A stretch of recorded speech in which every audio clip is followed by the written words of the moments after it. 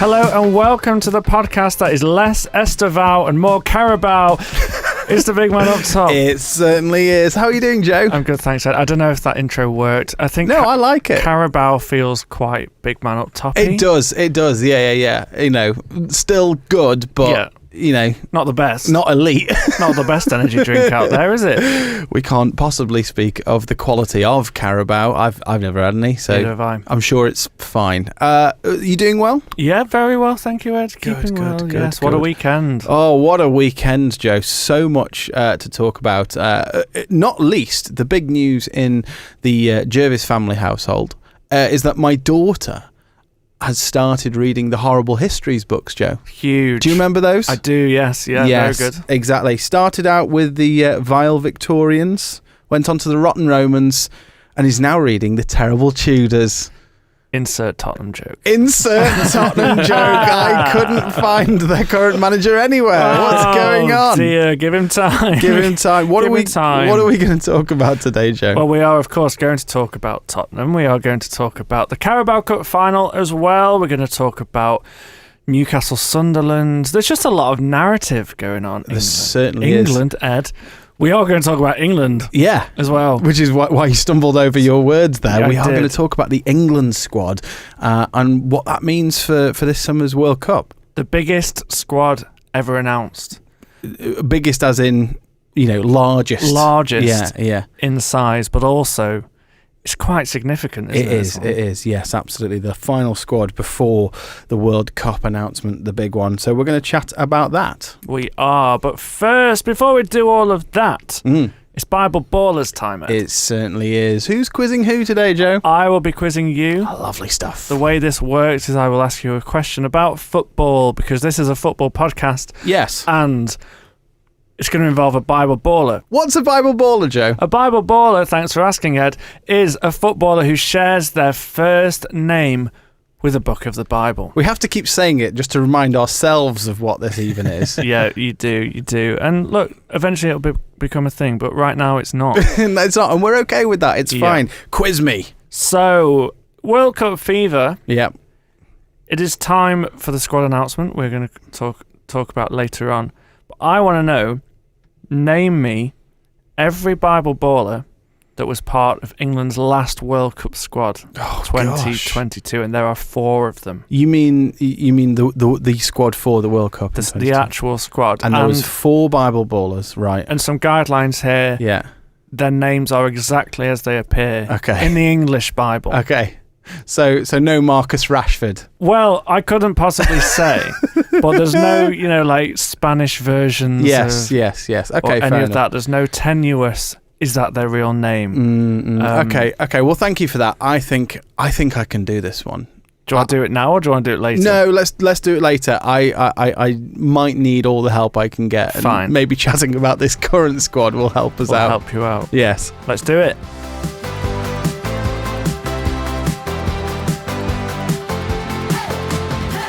This weekend was the first cup final of the season, wasn't it, Joe? Of course, I'm not counting, the Community Shield or any other nonsense like that. The first proper one. Yeah, no one remembers what happened in the Community Shield this season. This is the first actual piece of silverware that anyone cares about. I feel like the Carabao Cup has had a kind of resurgence. Do you? I feel like in the mid kind of like 10s, the early 20s, it was just, widely spoken about as the Mickey Mouse Cup. Yeah. But I feel like there was a lot of chat, wasn't there, about why are we even doing this? Why are we doing it? And, as a Stoke fan, I don't know if you're aware of that, Joe, I support Stoke City. Oh, okay. And it's the only cup we've ever won, and we've only won it once, so I'm desperate for them to keep it. It's a big trophy. It's got to be relevant. It's got to be relevant. First of the season, and Man City just doing Man City things, winning it once again. Now, you actually watched some of this, producer Tom, didn't you? I did. I watched the first half and it was 0-0. And Thanks, Tom. then I had to go. Hope that's good insight. Where did you have to go? I had to go back up to Stoke. I was back home and I had to leave to get home. Yeah. Oh. Don't like driving in the dark. Lovely sunset though. Oh, Tell you what, that was interesting. Lovely sunset. Don't know about the second half of the Carabao Cup. well, Wow. you missed Man City running out 2-0 winners with 2 goals from Nico O'Reilly. Joe, let's just talk about the game itself first of all. There's lots of narratives which we'll come on to, but let's talk about the actual game. What was the story in this one? Well, the story was Arsenal started really well. First 20 minutes, they were very much on top. City was struggling to get hold of the game. For the first 20 minutes, it looked like one-way traffic, that Arsenal were just going to, steamroll City. But that didn't happen. I think Pep set City up in a really good way. Quite an ambitious lineup, I think. He played Shirky, Semenyo, Haaland, Bernardo Silva, Doku as well. Very attacking lineup for this game, and it worked. I was really impressed with so many City players in this game. It just felt like Pep got his tactics right. And as the game wore on, it just became clear, didn't it, that Arsenal could just not get out from the back. City's pressing was just another level again, wasn't it? So aggressive. And I watched this on Sky. We had the option of ITV and Sky. I like Peter Drury. Okay. I like his commentary. We all do. So I thought I can cope with Gary Neville just this once. You went with Peter Drury over Sam Matterface. I did. I'm assuming it was Sam Matterface. It probably was, wasn't it? And Lee Dixon maybe. And Gary Neville was making the point that Arsenal were just playing so slowly out from the back that it was kind of inviting that City press. They were so aggressive, and it felt like City kind of clocked onto that fact that Arsenal could be got at. And they did. They were really aggressive in the press. They were great on the ball. They were playing some very direct passing through the middle, which Arsenal struggled to cope with, which was not characteristic of Arsenal's season. You think of their midfield as being really hard to play through, but it seemed like City found a way to do that. So to be fair, it was a City performance that flew in the face of everything that we've come to expect of them. Usually it's been, well, City get the ball and they sort of keep it and they don't move it quick enough, and that's where things are getting a bit stagnant. But actually, this was an incisive City performance, wasn't it? It was. Pep got it right, and you can say a lot about Pep overthinking these kind of games. But yeah, he just found a way that was going to beat this Arsenal team convincingly. Also, I think we should talk about as well their defence, because they didn't have Ruben Diaz in this game. They didn't have Mark Gahey because of being cup tied. So you saw that as kind of a weak point. But I thought Kushyanov had a fantastic game. He's so fast. And Núñez at right back as well. I thought they defended brilliantly, and Arsenal didn't have a sniff. Let's talk about Nico O'Reilly, because I think he's sort of the one that's grabbed the headlines.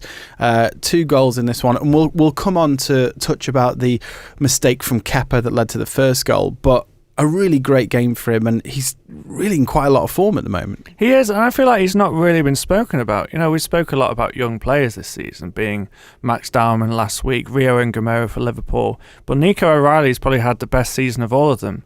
And what a moment for him. 2 goals in a final. He's a Manchester boy, and huge for him. 2 great headers as well, and not just the way he headed it was the way he arrived in the box for both goals. He kind of persisted after that Kepa error to follow through with the ball, and he's playing left back. Like he is a midfielder who Pep has kind of turned into this left back, but his positioning was great for both goals, and just a fantastic moment for him. Now, as mentioned, Kepa made it quite a howler, didn't he, for that first goal, sort of spilling what looked like a fairly gettable cross for Nico O'Reilly to sort of tap in the rebound. Did he tap in with a head? I don't know. I think... don't know. Do you cushion it in? I don't know, Maybe. but he got there, didn't he? Yeah. Now, there's a lot of chat around Kepa, and we actually were just discussing, the criticism that goalkeepers face, just the other week. But Kepa is one of those keepers, really outstanding talent, but he does not like a League Cup final, does he? He's not got a good history of it. I think he was hoping to come into this game and rewrite the narrative. Kepa, of course, was a goalkeeper. He played for Chelsea a few seasons ago, and Maurizio Sarri wanted to bring him off. Yeah. In the last minute to bring a new keeper on from the penalty shootout, and Kepa refused. Just refused to leave the pitch. Off. Yeah. And Chelsea then went on to lose the final. So he's not got a good history in this competition. And again, just a big mistake from him. And there was a lot of pressure on him for this game. It was a bit of a sentimental pick, wasn't it? Because obviously there's another goalkeeper there, Raya, who is very much the informed number one choice. But best keeper in the Premier League this season. And Arteta has gone for Kepa. I'm assuming out of the fact that he's his cup goalie, as a lot of teams have. And yeah, he's just not had a great moment there. And obviously there's a lot of hindsight here, right? Because City did exactly the same. And if Trafford had made that mistake, we'd be talking about that. So there's a lot of hindsight here, but the difference here, Arsenal haven't won a trophy in 6 years. And Arteta's kind of known for not being sentimental, I think, even with his goalkeepers. So you saw when he had Ramsdale and Raya, he wasn't interested in keeping both of them happy, was he? No. He was like, I know David Raya is going to be my keeper. So pretty brutal from him, just ousted Ramsdale after quite a good season. So this is quite confusing that he's not been brutal here and thought, I need to win a trophy here. The amount this can do for our title charge and for our season, I have to play my best team. So the fact he's gone for Kepa here, whilst I understand he's probably got that agreement with him that you're going to play and you deserve to play in the final, I don't think Arsenal are in a position where they can do that. Well, let's touch on what this does to Arsenal's, their title race, the rest of their season. Are we just talking about a minor blip? They've lost, the least important of the trophies, or is this something which could have a dramatic impact and potentially derail their season? Well, I think you'll ask an Arsenal fan and they will say it's only the Carabao Cup final. We don't really care. Well, it's funny you say that because I did ask an Arsenal fan. I did. This is the big man up tops, Ed Jervis, a roving reporter, and I'm chasing after Lizzie in the office. What are you doing? Lizzie, how are you doing? You doing okay? Fine. Yeah. Yeah. How do you feel? Why you ask? How do you feel about the big disappointing loss of Arsenal? Big disappointing loss. Yeah. I'm fine. Yeah. Yeah, I'm fine. What do you think about Arsenal? They've quite clearly bottled the quadruple now, haven't they? What's the quadruple really on, Ed? I mean, if the Mickey Mouse Cup Here we go. is the one that we lose, then I'm all right with that. Are you okay? Can we pray for you? Yes, please. What would you like us to pray for to win the other three? For Kepa's self-esteem. Yep, good. And that's it. Okay, well, thank you for your time, Lizzie. You're welcome. She's not happy with me. Let me tell you, I did chase her down the office. She sounds thrilled by the whole thing. She saw me coming and continued to run off. And it was just because I had mic in hand. Fair enough. That I was able to get comment. But quite clearly, she stewed on that a little bit because 15 minutes later, she showed up at my desk. If we win the treble, I will be insufferable. That's fine. And when Arsenal win the treble, we will come to you for comment. Okay. I promise. Yes. Does the Emirates Cup count? It does not. Oh. The Emirates Cup does not count. Does not count. The treble. There's still treble chat. But this is the conversation, isn't it? Obviously, this has no actual real-life bearing on the rest of Arsenal's season. But it's a psychological impact of this, isn't it? Huge. This is the first time that two teams going for the league title have played in the Carabao Cup final. And there's also something about this being just before an international break, right? That you've got time to stew on this result. This will feel huge for Pep Guardiola to get one over Mikel Arteta again. And this has to galvanise City towards the end of the season. And that's it, is that, for City, they're 9 points back in the title race, but they have a game in hand. So they win that, and all of a sudden, it's 6 points. There is still, the two teams are due to meet. So there's at the Etihad. So there's a potential 6 pointer there. All of a sudden, you're looking at this is 1 week. This is one game week from Arsenal losing this. And you're right. It's all about how they respond to this. Are they going to let this rock their season, or are they going to go again, heads down, be mentally strong? At this stage, I don't know. And it's exciting for the neutral, isn't it? It really is. And I think there's a fixture I've got my eye on as well. Arsenal play Newcastle coming up, and Newcastle famously love getting under Arsenal's skin. That's at the Emirates, where it's been nervy recently.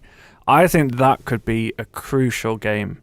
As obviously not as crucial as the City game, but if City win that and it's 3 points in it, I think it's that Newcastle game that Arsenal really need to show up for. So you're right, it's exciting, and it's what you have to say about Arsenal is it's a mentality thing that's going to stop them from winning this league, and being shaken by this result could play a big part in that. Let's touch on Antoine Semenyo before we move away from Arsenal City. There was a really lovely quote from him after this game, wasn't there? Yeah, so Semenyo played really well. It was quite clear in the first half that Pierre Hincapié just couldn't cope with him. And he played really well. He was playing on the right wing again, which is his favoured position. This is his first trophy that he's won. And this is a quote he said when he was interviewed by Sky at the end. It said, "God's got a plan. It might not work out and you might not know why, but the answer always reveals itself later on. I've never won a trophy before, and I give God all the glory." That's incredible, isn't it? So good. And I think regardless of your allegiance, it's only a good thing that God is glorified through him. And there's so many players on that pitch that have a faith as well. And I think it's so nice to see that being his first thought after winning his first ever trophy is, look, I sometimes don't understand why things in my life don't work out, but God has a plan and he gets the glory when things go well. And that's it. It's speaking to, because there's players on Arsenal's team who have a faith, and they'll be asking the other question, God, why did I not win? And we know that God doesn't favour one side or another. Otherwise, Stoke City would be winning the Champions League. But famously. But the whole thing is that God is there for us in those moments of triumph and those moments of disappointment as well. Yeah, and the Sky cameras were focusing on Eze quite a lot. He was injured for this game. And a lot of the commentary was, you look at him and he looked solemn and glum about the whole thing. And they described Eze as a glass half full kind of guy, full of hope, full of optimism. And it was really interesting hearing it put like that as someone with a faith that is like, that's not empty hope or optimism. That is a guy who does what he does for God and to glorify him. And he will have been gutted that he can't be out on that pitch. Actually, it was a game that was probably tailor-made for him to make an impact. But I just found that really interesting, that is something that's being noticed by people outside of the Christian faith, that he has something about him that is different. So I think it's just really encouraging. Moving on from that game, there was another match where a player's declaration of their faith was really, really stark. And that was in the Nottingham Forest Spurs game.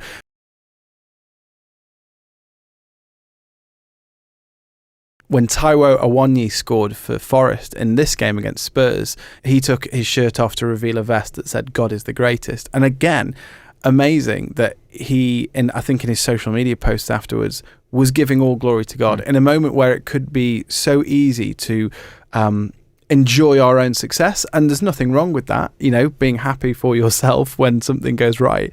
He instead points the glory to God. And it's great to see so many players doing it, that it's normal, and maybe we should stop talking about it. But I really want to. No, it's great. And it's the fact that it's not an afterthought, is it? It's the first thing these people are saying. It's in interviews, it's not, I've done this, it's all glory to God. There's been a movement this year of kind of that phrase, not me, but him, like less of me, more of him. And you've seen that in celebrations, you've seen that in interviews, and this was a great moment for him as well. Well, let's touch on this game. Nottingham Forest beating Tottenham Hotspur 3-0 at the Tottenham Hotspur Stadium.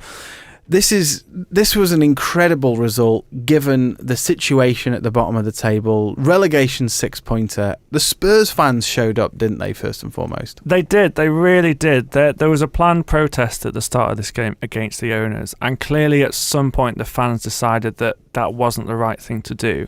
What they did instead is they fully got behind their team. They greeted the team bus with chanting and cheering, and people have said it was the best atmosphere there's been at the Tottenham Hotspur Stadium. I have to admit that I only watched the second half of this game because my wife and I were planned to do some DIY yesterday to put a picture rail up in the bedroom. Very important stuff. She'd put it in the calendar ahead of time. You can't get out of it if it's in the calendar. So I had a decision to make. Do I do it? Obviously, you had church in the morning. Obviously.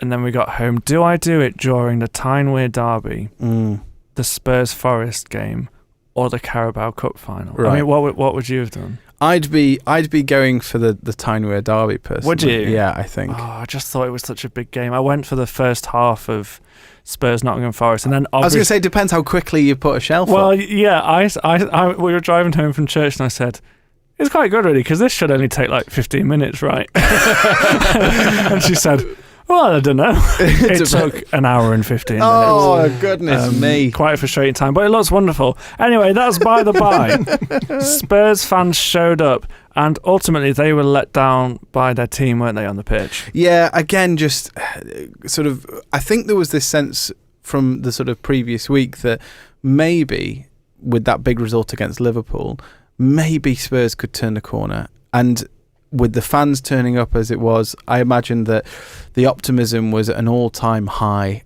and the team just let them down. I mean, let's start with just an odd lineup choice from Tudor. Pedro Porro playing in midfield, all sorts going on there that I think just doesn't sort of start the situation well, does it? No, I mean, Igor Tudor loves a 4-4-2, which so do we. Yeah. Love a 4-4-2. But not when Van der Ven is your left back and Pedro Porro is your right back. Feels very Sean Dyche, doesn't it? And there was lots of confusion from the pundits, like, oh, it looks like they're playing a 5. Actually, no, it's not. What on earth's going on? Yeah, it doesn't set the tone well. And you've got to assume the players are probably going to be a little bit all over the place as well. And when they need stability, that's not a great decision to There's make. no clear identity, is there? And also, he clearly isn't a fan of Xavi Simons, which you would say has started to play a bit better for Spurs over the last few months, and Igor Tudor's come in and just doesn't fancy him at all. I wonder if there was a thing here as well that actually the pressure is piled on this game. You know, it's been widely It's been widely spoken of as a 6-pointer, hasn't it? Because it's a relegation clash, and Spurs had to win this game. Whereas that game at Anfield and even the one in midweek, they kind of were resigned to the fact they were going to lose those games, and they didn't because people weren't expecting it. Clearly, this Spurs team can't cope when there's expectation for them to do something, and that's concerning for Tudor going forward. Well, the conversations around Tudor has been, is this time up? Again, he's only been in, for what feels like a few weeks, but still no win in 2026, and we are approaching April. No win for Spurs in 2026, which is madness to think that a side like that are in a relegation battle, but they absolutely are. So what are your thoughts around where do they go from here? Again, feels like a daft move from me to be getting rid of your manager now. I think it would be, yeah. I don't know who you'd get in. Obviously, there's conversations of Harry Redknapp. It's hard to know how serious that is. I've seen at least 4 or 5 different outlets where they've gone, so do you fancy it, Harry? And he's going, well, everyone's big. Of course he does. Of course I would, If they gave me the call, I just don't know what you do, because this team needs galvanising somehow. Maybe you get Ryan Mason back in again. But I just don't know. I think this team is an absolute mess, and I don't know if it's a tactics thing. It's clearly a mentality thing. It's a confidence thing, and clearly Igor Tudor, it's not worked. We do have to mention Igor Tudor, who sort of has been missing due to a family situation, hasn't he? And it's a separate thing. He isn't performing well as the manager, but also that doesn't stop us from caring about him as a human being and making sure that our sort of thoughts and prayers are with him, with what he's going through at the moment. Yeah, it's a reminder, isn't it, that he's got stuff going on as well, that football isn't everything. He missed the post-match because there's a family bereavement going on, and that's much more important than any of this. So obviously our thoughts and our prayers go to him and his family at this time. Moving on to the Tyne-Wear derby, Joe. Sunderland coming back from a goal down at St James's Park to win the Tyne-Wear derby 2-1. Massive result, isn't it? Huge. I think this is the moment of the season for Sunderland. Almost the moment of the last 10 years, right? Because it's been such a turbulent time for Sunderland. You know, they went down from the Premier League. They got the documentary crew in. They got the cameras in, ready to bounce straight back up into the Prem, and they went down again. Yeah.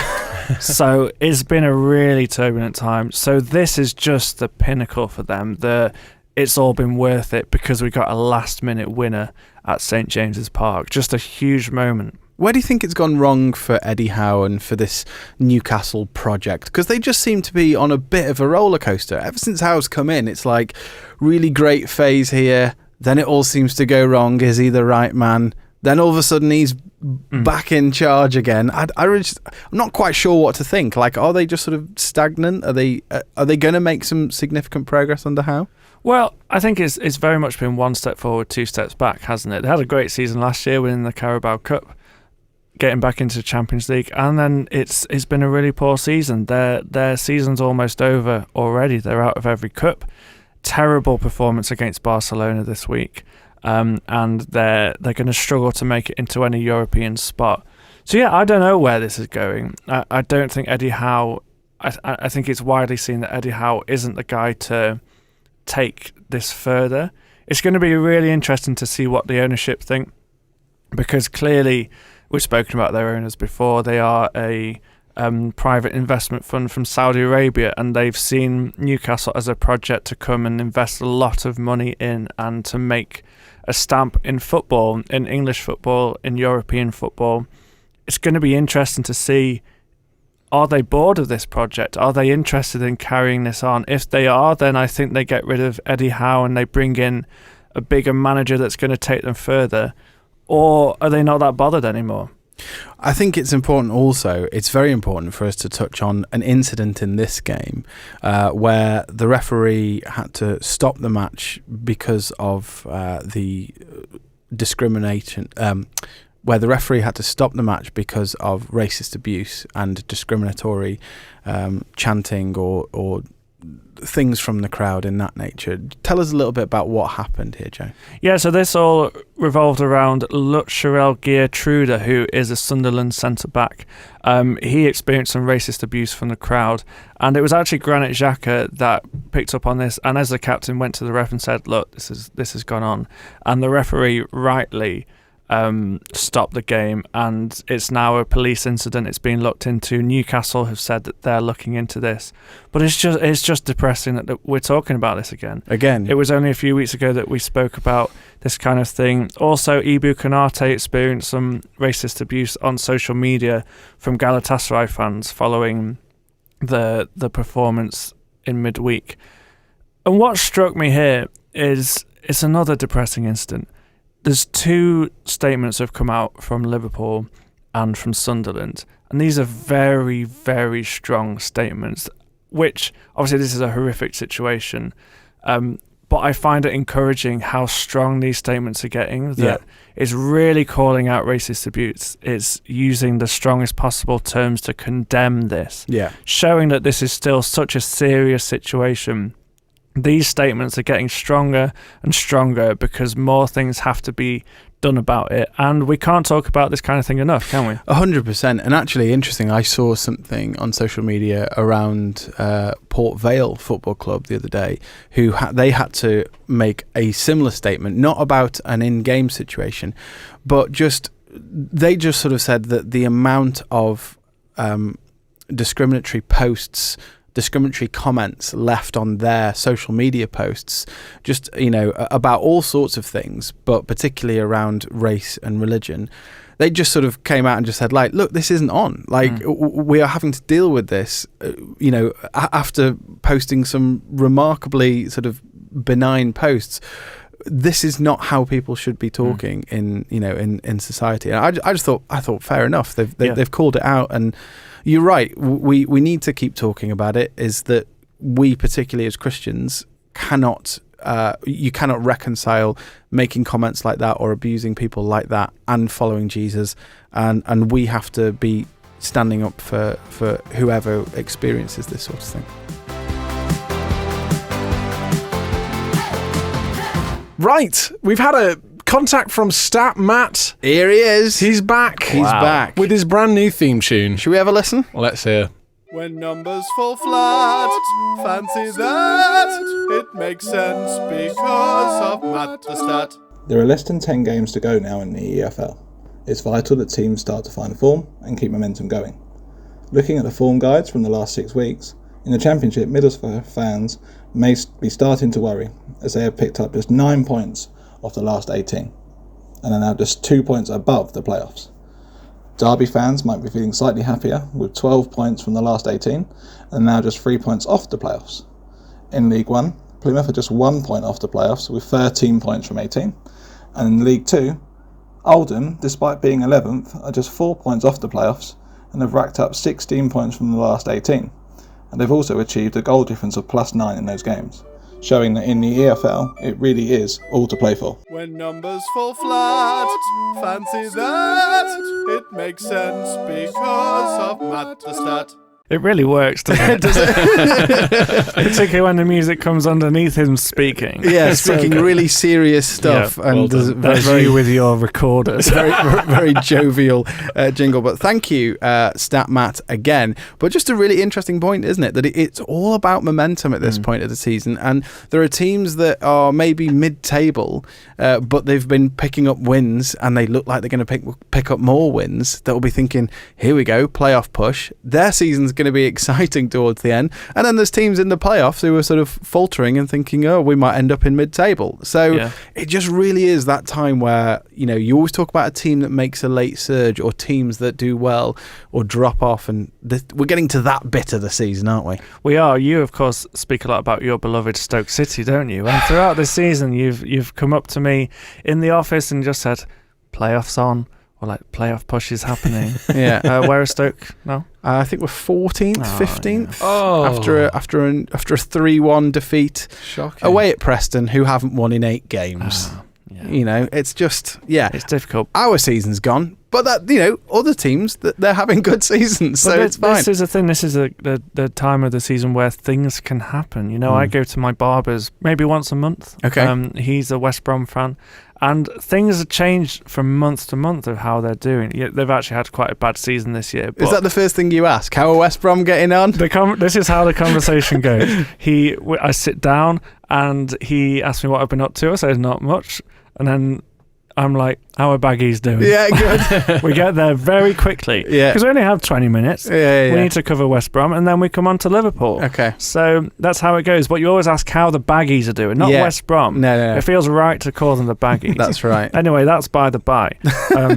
Yeah, exciting times in the Football League. Absolutely. We also need to touch on the SPL, where just more drama is happening in this absolutely mad title race. Celtic losing to Dundee United. Now Hearts have a 3-point gap. It's all chaos, isn't it? It is. And I think as Celtic gathered some momentum under Martin O'Neill, we were all thinking, you know, here we go. There's only a matter of time before they kick into gear. But it's just not happening. They lose this game. They've not lost to Dundee United in so long. And this just came out of the blue. And Hearts, are they starting to believe it's going to happen? Well, I mean, I would think so. And this would represent Tom as somebody who I imagine doesn't know a great deal about Scottish football. No, not at all. Yeah. Well, this would be the first time that in 40 years that Celtic or Rangers haven't won the title if Hearts win it, which is insane. Wow. And in fact, the last time a team other than Celtic or Rangers won it, Aberdeen. And Alex Ferguson. Exactly, Sir Alex Ferguson, before he went to Man United. That's how long ago this is. So before he became cool. Yes. Fergie. So crazy scenes going on in the SPL. Well, Ed, it's been a huge week in international football. Can I tell you a bit of a secret, actually, Ed? Well, it's not so much a secret. Go on. I'm quite looking forward to this international break. Why? It's not to do with the fact Liverpool are terrible. Yes. I think this is genuinely a really exciting week because we've got the World Cup playoffs and we're just starting to get excited, aren't we? It is. I mean, certainly for England, these friendlies against Uruguay and Japan. I mean, what I would say, great teams to have a friendlies really against. good. I'm excited for that. You know, though Uruguay scared about injuries. They're famously quite aggressive. But yeah, these are two teams you want to be playing in the lead up to the World Cup. Massive. And now England announced last week their squad, their 35-man squad. And I think we just wanted to touch a little bit on this players that are missing out, players that are going, but also the sort of the disappointment around players that may not be going. So I'll read out the squad. And let me say, it's massive. It's so big. It's so big. You're doing all 35 players? I'm going to really quickly go through them. Gosh. Should I? Goalkeepers, we've got Henderson, Pickford, Trafford, Ramsdale, and Jason Steele. Rogue. Cool. Defenders, we've got Dan Burn, which I'm delighted about, Gahey, Lewis Hall, Konza, Livramento, Harry Maguire, Nico O'Reilly, as we mentioned earlier, Jarell Kwanzaa, Jed Spence, John Stones, and Fikayo Tomori. You like John Stones, don't you? He's got a cool name. Yeah. Him and Jason Steele. Yeah. Stones and Steel. Yeah, Stones and Steel. They sound like a grizzled detective duo. And it's the next Hollywood blockbuster. Massive. In midfield, we've got Elliot Anderson. I think it sounds a bit Amazon Prime, to be honest. Yeah, no one right. really knows about it. Sorry, carry on. That's fine. In midfield, we've got Elliot Anderson, Jude Bellingham, James Garner, who gets a call up. Nice. Henderson, that's Jordan Henderson, Jordan, not of Dean course. Henderson in midfield. That would be, a rogue move. Kobbie Mainoo, Declan Rice, Morgan Rogers, and Adam Wharton. And then up front, and we've got some real talent up front. We mustn't underestimate. We must not understate how strong our forwards are. Jared Bowen, Dominic Calvert-Lewin, Eberechi Eze, Phil Foden, Anthony Gordon, Harry Kane, who just can't stop scoring for Bayern Munich, Noni Madueke, Cole Palmer, Marcus Rashford, Bukayo Saka, and Dominic Solanke. I was wondering, is this the most Dominics we've had in an England squad? Well, there's at least two, isn't there? Are there any other Dominics or Doms? I'm not sure. Although I am looking through this squad to see if there's any Bible ballers. Yeah, and well, see if any of them were in 2022. But so I think the headlines really for me are about the players, the players that miss out rather than the players that are getting the call ups at this stage. And there's some big names that are missing out. Trent Alexander-Arnold is obviously the big name. Ollie Watkins, kind of out of form at Villa at the moment. Again, maybe that's more around his club situation. But players like Morgan Gibbs-White, Harvey Barnes, Danny Welbeck, these are players that are missing out on this squad. I mean, Harvey Barnes has been called up to replace Eze because of injury, but he was initially missed out on that squad, which it must be just such a interesting place to be in, because this is the biggest squad that's been announced because it's kind of a preliminary squad. And what they're doing in this international break is around 11 players are joining after the first game due to like fixture congestion, all that kind of thing. So if you're a player like Trent, Ollie Watkins, Morgan Gibbs-White, who are all... Trent's having a good season at Real Madrid, considering injuries, and Morgan Gibbs-White is a phenomenal midfielder. They must be thinking, what can I do now to get into not a 35-man squad, a 26-man squad for the World Cup? Well, that's it. Trent is Real Madrid's right back. Yeah. I can't fathom why he wouldn't, especially when you look at the right back setup. England don't currently have a real out and out right back. Obviously, for years it was sort of Kyle Walker or Trent. Kyle Walker's retired, and you're just sort of thinking, well, surely. And Reece James being injured as well. Reece James being injured. I'm really disappointed that Trent isn't going. I have a affection for him from his Liverpool days, and I just love watching him play. And I think he's so inventive. He brings something different, even if he's not a starter. To bring someone like that on, if you need a goal with 30 minutes to go, that creativity from deep. But clearly Tuchel just isn't interested in him. And how do you think that this must make you feel as a player? Because you're absolutely right. This is the last squad that is picked before the big announcement, which players am I taking to the World Cup, in a couple of months or whatever. So you've got to be thinking, gosh, if I can't get into this squad, is this it? Does this mean I'm not going? Because it feels a bit of an odd time to start experimenting, and Tuchel has come out and said things like, well, I know what Ollie Watkins offers, and you sort of, I would be thinking as a player, well, what are you saying? What does that mean? Are you saying like, what I offer and it's not good enough? Or, so all sorts of things must be rattling around their heads at the moment. Yeah, I think that is something Thomas Tuchel could be clearer on, right? Because I think when you're dealing with a disappointment like that, what you need is clear communication about why. It would, if Ollie Watkins was told, I know what you can do, I like it, but I want to see others. Then Yeah. you're like, okay, fine. Like, I'll get my head down. He scored at the weekend, which is a great time to score. So I think the communication there could be better, but it must feel like such a mountain to climb. You know, the odds are stacked against you now to get into that squad, because clearly Tuchel has made it clear who he likes, what he wants, who he wants to see. And yeah, I don't know. It'll be such a mental challenge more than anything. Well, I think that's it, is what these players have got to do at this point. And obviously they are elite athletes. So more than anybody, they know how to do this. They know how to mentally prepare themselves. But if it were me, it would be all about sort of dealing with the disappointment first of all, and then sort of just refocusing where we are. What am I doing? What can I control in this situation? I can't decide who the England manager picks, but I can focus on my own game and how I'm playing week in, week out. And then ultimately sort of getting behind the lads that have been selected. Yeah, I think it's okay to acknowledge that actually this hurts, right? There's a difference between acknowledging something hurts and then being bitter about something. I think you can say, look, I'm really disappointed by this. If you're an England player that hasn't made the cut, this is hard. So to show the strength, to then support your player, your colleagues, that you feel like that should be you. Like, we speak a lot about comparison as well, right? I think that fits in well here, of celebrating others that are doing something that you might perceive is something you'd like to do. That's a really hard thing to do. And I'm always encouraged when I see players like, posting "Come on England" from their lounge or that kind of thing. Yeah. Or like supporting their club team when they've not been selected. Even like celebrating when you're on the bench. Like, it must be really hard. Hugely. And I think that the balance for me here is, I think it's acknowledging the disappointment, but it's not staying there. Because God has a lot of room all throughout Scripture. He has lots of room for sort of moments where it feels like a desert. Lord, what's going on? And that there is space for you to sort of grieve that kind of sort of loss, so to speak.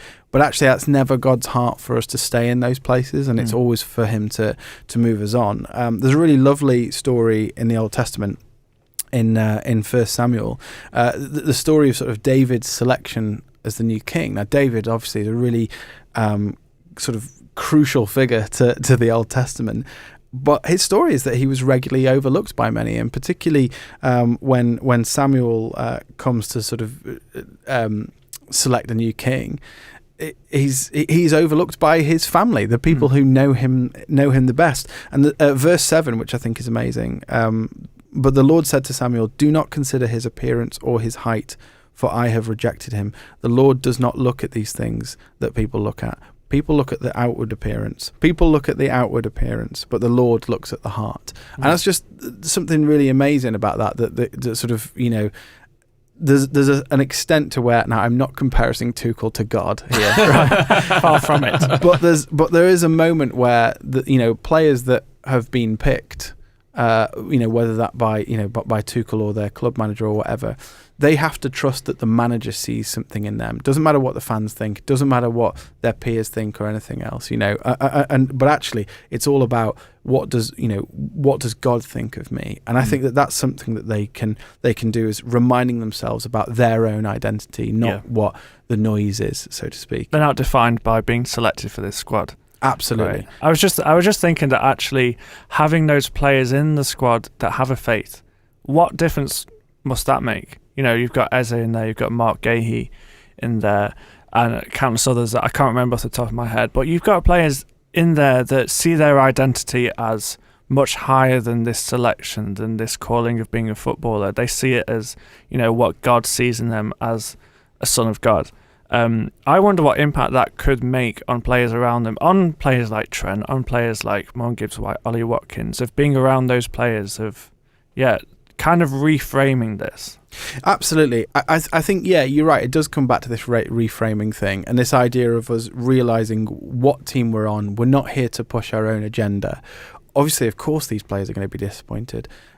we all go through things in life where we feel like we've been overlooked or we feel like we've been rejected. Maybe it's something in relationships or in church or in your work life where you think, they've not seen me here, and that's disappointing. But ultimately, we go again. We show up. Yeah. We step up and go, I'm going to keep going. I'm not going to stay in this place of disappointment. I wonder if there's a thing here about God's timing as well. Massively. Right.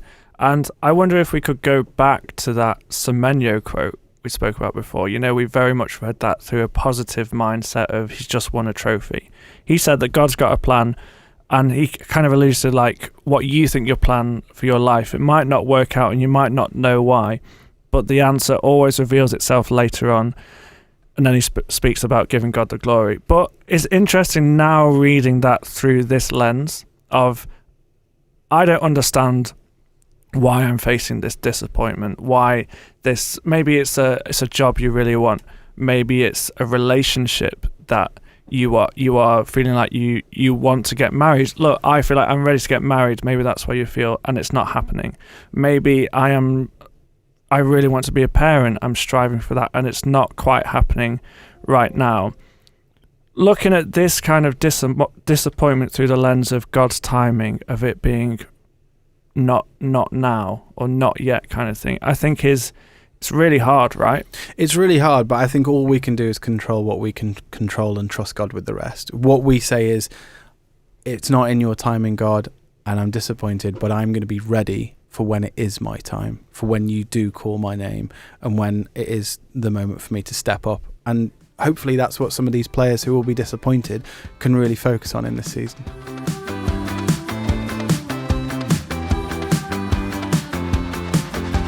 Okay, Ed, it is that time of the week where we want to hear your answer to this week's Bible Ballers question. Shall I read it to you again? Please do. It's quite a simple one, really. World Cup 2022, you remember it? Yeah. I want you to name me all of the Bible Ballers that were in that squad. Yeah. There are 4 of them. Okay, I think one of them was Jude Bellingham. Correct. Have we got the little dingy noise? Ding. Good. I think another one was John Stones. Correct. Tom's favourite. Love him. At this point, I am now struggling. I think another one was Mark Gahey. Incorrect. Oh. Also, I wouldn't accept him because he's a Mark with a C. Okay, can I go again then? Will you give me a free hit? Yeah, fine. Okay. Yeah. Oh, that's really generous. Okay. There'll be an asterisk if you get it. Okay, fine. I'll take that. Look, Liverpool won the Premier League during COVID. There was an asterisk by that. Sure. Dan Burn. Incorrect. Oh! Just before his time, sadly. The other one I had was James Tarkowski. Also incorrect. Okay, fair. Don't give me a point. No, now you've said that, I won't. Okay, that's where I was going with. The answers were John Stones, Jude Bellingham, Luke Shaw, James Madison. Luke Shaw! I can't believe... I probably would have forgotten about James Madison, but Luke Shaw, I cannot believe... It's that thing of you never think of him being in the actual England squad, you don't, because he's always injured. He's always injured. Yeah, he's not in this one. Well, anyway... Thanks for that, Joe. Well, you're very welcome. Thank you, Ed. Good question. Thank you for listening to this week's episode of The Big Man Up Top. That's all we've got time for today. If you want to get in touch with the show, please do ping us an email to podcast@ucb.co.uk. We do read them, don't we, Tom? Oh, yeah. Absolutely. And please follow, subscribe, and all of that lovely stuff. Make sure you check out our Instagram, which is @BigManUpTopPod. Also the same handle for our YouTube channel. Please go and say hello. We have a few sort of little exclusives on there. And yeah, please just get the word out. We've got a lot of exciting stuff coming up for the World Cup this summer, haven't we, Joe? We do. Very excited for all of that. Yes. And there'll be a new episode next Tuesday. I will. See you then. See you later.